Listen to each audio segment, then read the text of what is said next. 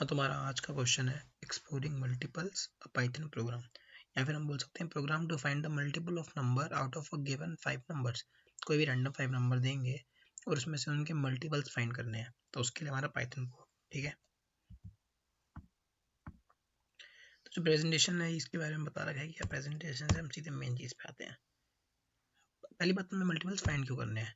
Number theory foundation होती है, numbers की जो मतलब मल्टीपल्स हैं उनकी वेरियस मैथमेटिकल कॉन्सेप्ट को फाइंड करने के लिए, उनको समझने के लिए, उनके डिविजिबिलिटी और प्राइम नंबर्स को समझने के लिए हमें फाइंड करना पड़ता है। रियल वर्ल्ड एप्लीकेशन क्या है, जो नंबर्स होंगे डाइवर्सिंग फील्ड में यूज होते हैं, जैसे कार्टोग्राफी में यूज होते हैं, शेड्यूलिंग में यूज होते हैं, रिसोर्स एलोकेशन में यूज होते हैं, शोइंग केस में यूज होते हैं और प्रैक्टिकल एविडेंस में यूज होते हैं। प्रोग्रामिंग एफिशिएंसी क्या है, जो एफिशिएंसी होंगे आइडेंटिफाई करेगा multiple can be optimise algorithm leading to faster executive times and improve program performance.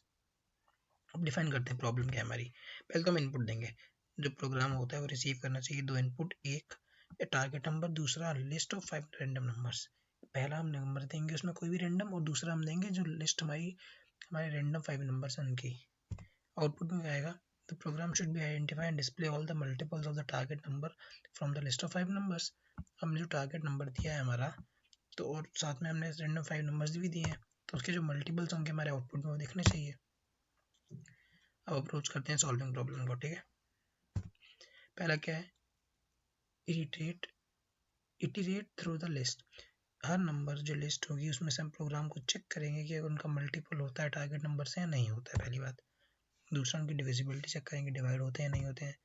तीसरा, हम डिस्प्ले कर देंगे अगर मल्टीप्लाई होते हैं प्रोग्राम की स्क्रीन पे आउटपुट की तरह। अब सूडो कोड ले लेते हैं सॉल्यूशन का। सूडो कोड क्या होगा कि जो प्रोग्राम है उसमें क्या क्या आना चाहिए। पहली बात तो हम टारगेट नंबर ले लेंगे यूजर से, फिर हम दूसरा क्या लेंगे, लिस्ट ऑफ 5 नंबर्स लेंगे, फिर उनको इंटीग्रेट करेंगे लिस्ट ऑफ हर नंबर की लिस्ट में, और डिविजिबल है वो टारगेट नंबर से नहीं है या नहीं है।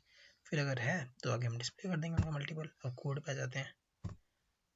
टारगेट नंबर लिया, इंट लिया, इंटीजर है, हमने इनपुट दिया, टारगेट नंबर हमने कुछ भी ले लिया, फिर रैंडम ले लिया, 1 2 3 4 5 रैंडम नंबर है, इंट लिया, इनपुट लिया, एंटर कर दिया हमने 5 नंबर की रेंज में लगा के, मल्टीपल लिया स्क्वायर ब्रैकेट में, नंबर इन रैंडम नंबर।